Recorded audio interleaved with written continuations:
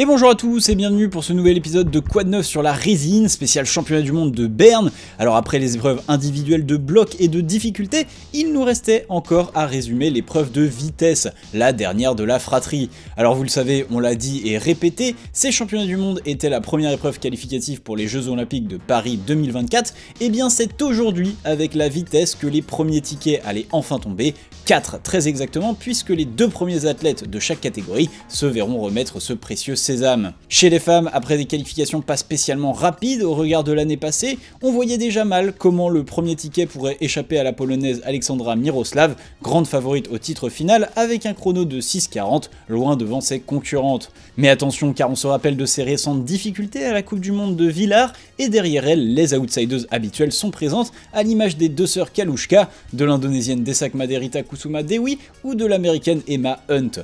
Pour nos françaises, en revanche, c'était un peu plus compliqué, avec une seule représentante tricolore en finale, Capucine Viglione. En huitième de finale, tout commence bien pour Aleksandra Miroslav, expéditive face à la chinoise Di Yu, avec un chrono de 5,41. Juste après, c'est une première surprise qui survient, avec l'élimination de Li Juan Deng face à l'espagnole Leslie Adriana Romero Pérez. Mais derrière, nouvelle surprise et petit séisme même avec l'élimination de Natalia Kalushka, probablement l'une des outsiders les mieux placées pour la deuxième place, et ce, après une grosse zipette dès le début de la voie contre la chinoise Yafei Zhu. C'est ensuite à Capucine Viglione, notre française, de s'élancer face à la polonaise Patricia Szudziak. Malheureusement pour elle, après un départ poussif, elle enchaînera les erreurs et terminera loin derrière son adversaire. Enfin, ça passera également pour l'américaine Emma Hunt, les indonésiennes Desak Maderita Kusuma Dewi et Rajia Salsabilla, ou la deuxième des sœurs Kalushka, Alexandra. En quart, les affrontements 5 étoiles devront encore un peu attendre. Aleksandra Miroslav se défait une nouvelle fois facilement de son adversaire, l'espagnole Leslie Adriana Romero Pérez. L'américaine Emma Hunt, elle, passera aussi en demi, mais non sans une petite frayeur, avec une légère zipette à la fin de son run. Derrière, elles seront rejointes par l'indonésienne Desak Maderita Kusuma Dewi, avec un très joli temps de 6,64, impitoyable face à Patricia Szudziak. Enfin, le dernier duel de ces quarts de finale était aussi le plus serré. La polonaise Aleksandra Kalushka l'emporte sur le fil en battant son record personnel de 6 centièmes face à l'indonésienne Rajia Salsabilla, qui chutera à la toute fin de son run. Les demi-finales s'avancent alors, et ça y est, nous y sommes. Les gagnantes de ces duels seront les premières grimpeuses qualifiées pour les Jeux Olympiques. Aleksandra Miroslav s'approche de la voie, ce moment elle l'attend depuis 3 ans, toutes ses victoires accumulées ne valent rien face à ce duel.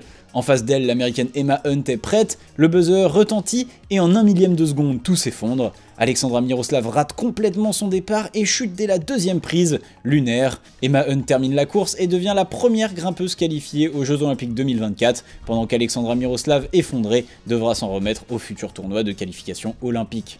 Du drama donc, et ce n'est pas fini. Dans l'autre demi-finale, alors qu'Aleksandra Kalushka est largement en tête du duel qui l'oppose à l'indonésienne Desak Maderita Kusuma Dewi, elle zippe. L'indonésienne en profite et prend le deuxième ticket de qualification pour les JO. La petite finale voit Aleksandra Miroslav finir loin devant sa compatriote Aleksandra Kalushka, mais à la vue de sa célébration tout en retenue, pas sûr que cette médaille de bronze ne suffise à la consoler.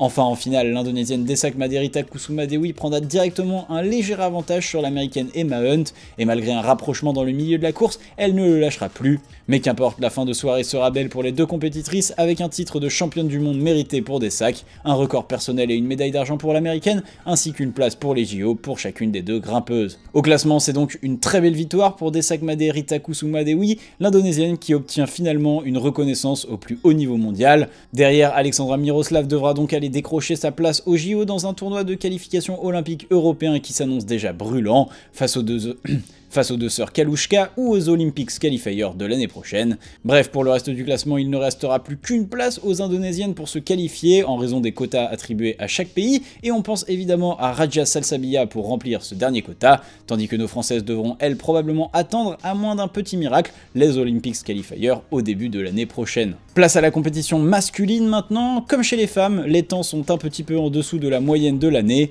Malgré tout, l'indonésien Leonardo Vedrik tient son rang avec un chrono de 5,10 et sera le favori de cette finale, malgré un règne souvent contesté lors des dernières Coupes du Monde. Derrière, le tableau est peut-être un petit peu plus ouvert que d'habitude, et si les autres Indonésiens Kiromal Khatibin, Ramad Hadi Mulyono ou les Chinois Peng Wu et Jimbaolong sont bien là, la deuxième partie de tableau fait la part belle aux Européens, avec notamment deux Français, Bassa Mawem, qui espérons-le sera bien inspiré par la performance de son frère en bloc il y a quelques jours, et Pierre Rebreillant, auteur d'une excellente performance à Chamonix il y a un mois.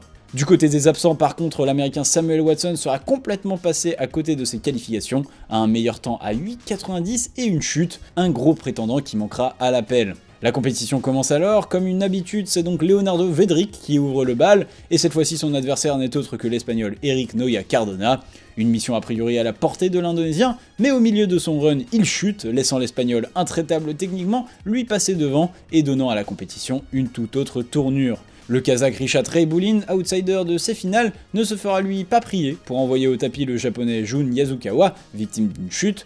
C'est ensuite à notre français Pierre Rebreillant d'entrer en lice face au chinois Liang Zhang. Malheureusement, malgré ses performances grandissantes et un run plutôt propre, Pierre sera simplement plus faible que le chinois, auteur d'un très bon temps de 5,18, et l'aventure du français se termine ici. Les deux duels suivants seront d'une intensité folle, Ramad Hadi Mulyono nous rappellera que même sans son meneur, l'Indonésie n'est pas morte et remportera son duel avec le meilleur chrono de la finale, 5,04. Juste derrière lui, Kiromal Khatibin fait presque aussi bien avec un très joli 5,09. Les Chinois, eux, ne seront pas en reste avec de moins bons chronos, mais la qualification de Peng Wu ainsi que de Jimbaolong. Enfin, le dernier de ces huitièmes de finale opposait alors le jeune italien Matteo Zurloni, étoile montante de la scène européenne, à notre autre français Bassa Mawem.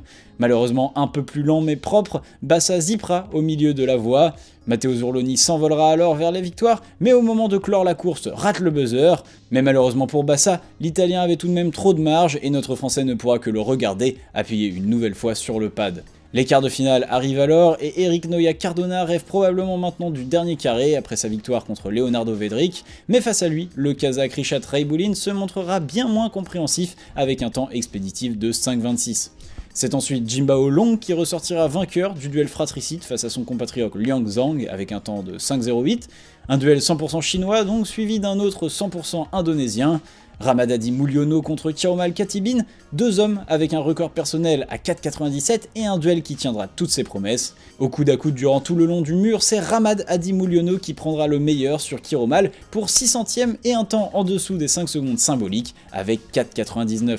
Le dernier duel de ces quarts de finale oppose Matteo Zurloni au chinois Peng Wu. On s'attend alors à ce que le dernier européen sorte de la compétition, mais non, c'est le moment que choisit Matteo pour nous sortir une masterclass. L'Italien explose son record personnel de plus d'un dixième pour un temps de 5,02, la cour des grands et un nouveau record européen au passage s'il vous plaît.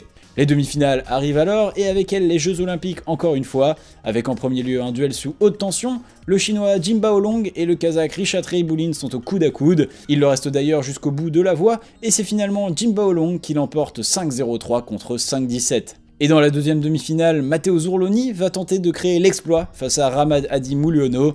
Imaginez aucun Indonésien qualifié pour les Jeux Olympiques à l'issue de ces championnats du monde. Eh bien Matteo lui fait bien plus que l'imaginer, l'Italien ressort l'un de ses meilleurs runs à 5,13 battant une nouvelle fois son ancien record personnel et profite au passage d'une zipette de Ramad pour se qualifier directement au jeu.